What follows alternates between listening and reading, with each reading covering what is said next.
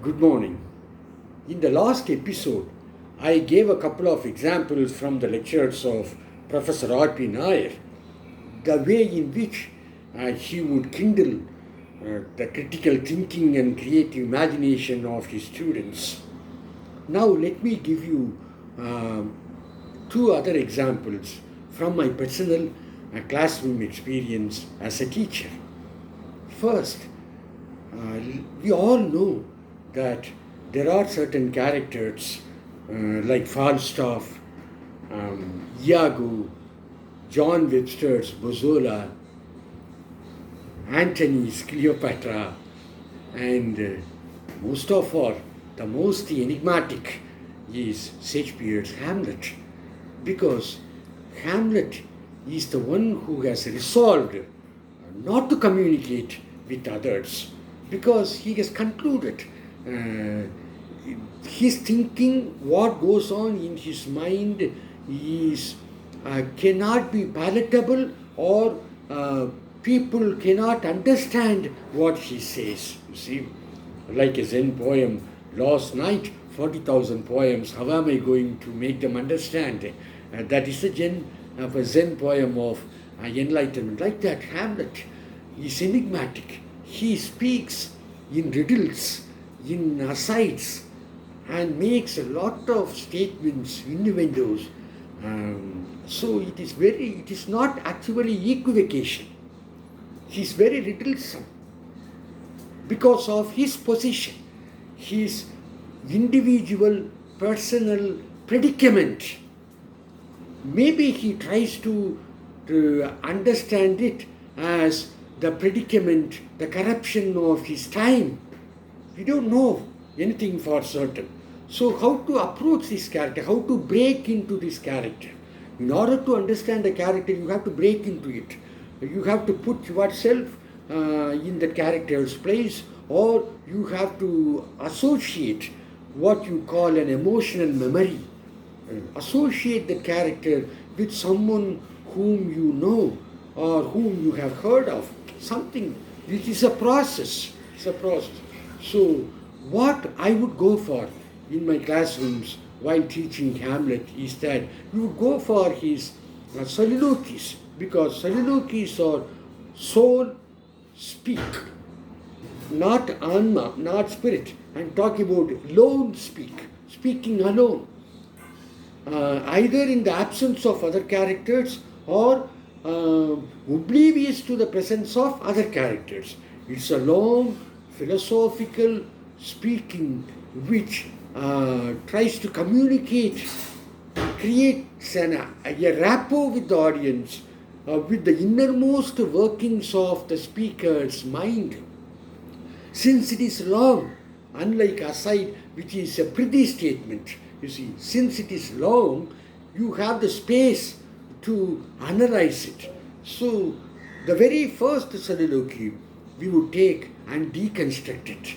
I'm not going into the soliloquy line by line, but the Hamlet tries to, as I have already told you how to understand one character, Hamlet tries to understand the situation by creating an analogy which can easily be columnized. For example, you can say positive characters, you can say negative characters. Hamlet wonders, pathetically, bemoaningly, he wonders how his mother, who has lived with his father, can now live with his uncle. This is the context. Now, how Hamlet tries to understand it, cope with this complexity. He says, how can she, like Hecuba, all in tears, followed my father's corpse to the graveyard, can now marry this person, Claudius, who is nothing more than Hyperion to a satire, not more than me to Hercules. This is a comparison he makes. Now take the characters, Gertrude, Claudius, elder Hamlet, the characters from the play, and The characters which Hamlet has borrowed from mythology and legends to compare these characters with Hecuba. So Gertrude is compared with Hecuba. What happens? Hecuba is positive, Gertrude is negative. Then he goes on. Hyperion, the sun god, positive, and Satyr, Satyr, you see, negative, because Satyr is a wood nymph which is half goat, half human being, half goat, carrying a bugle, blowing a bugle. You see, this mythological character represents the insatiable, incestuous inclinations. You understand what I say? You see? So, Hyperion. First, Hecuba, Gertrude, Hamlet's mother. Hecuba is Priam's wife, who was so loyal and faithful to her husband, Priam, you see. So, Hecuba positive, Gertrude negative. Now, Hyperion, sun god, positive, Satyr, the wood nymph, negative. Then, what happens? Hamlet and Hercules. Now, Hercules is positive, Hamlet is negative. And why? Because elder Hamlet is positive and Claudius is negative. Now, if you understand the positive characters, Hecuba, Hyperion, Hercules, and elder Hamlet. Okay, now Gertrude, Satyr, you see, against elder Hamlet, Claudius, and against Hercules, who is there? Hamlet. So, Hamlet, in the spontaneous overflow, what Freud would call the free association. In the free association, Hamlet identifies himself with the negative characters. It is not condescending. Hamlet also says later in the play, see, what an arrant peasant knave I am. The later scene, he says, so Hamlet considers there is self-deprecation in Hamlet. So this self-deprecation, the realization of his mother's disloyalty, Claudius's conspiracy, incestuous inclinations, avarice, he realizes his incompetency as a complete human being, as a Renaissance man. So the real problem in Hamlet is not Hamlet despising the corrupted world, Hamlet despising the inherent corruption in himself. If you don't start at this point, what will happen is we will make again a general statement. Hamlet, Shakespeare's Hamlet, the Prince of Denmark, he is the tragedy of moral idealism. Hamlet as a displaced character. Hamlet as too good to exist in that corrupted world. Not that. Hamlet is very intelligent. Hamlet is a scholar. Hamlet is capable of lateral thinking. But Hamlet realizes the deterioration in humanity, the degeneration in humanity, for which he himself is not an exception. So, the melancholy resultant of not really his, though it is there, not completely, absolutely of his father's death more than his mother's remarriage. That point, that melancholy becomes soul sickness. And how this melancholy transforms into soul sickness. Soul sickness is something against God, Antichrist. You see, உள்ளம் பெருங்கோயில் ஊனுடம்பு ஆலயம் தெள்ளத் தெளிந்தார்க்கு சிவன் சிவலிங்கம்.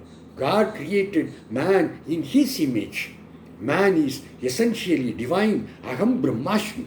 That is what we must all believe in. Any worshipper, any pious man should believe in God's creation as the supreme. We have to overcome the existential complications, existential corruption in order to find out our essential divinity.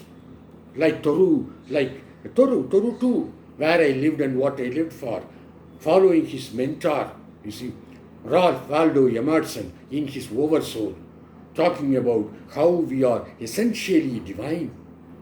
So Shakespeare is basically a lover of humanity, like Chaucer. That is why R.J. Rees refuses to put Shakespeare as a primary satirist.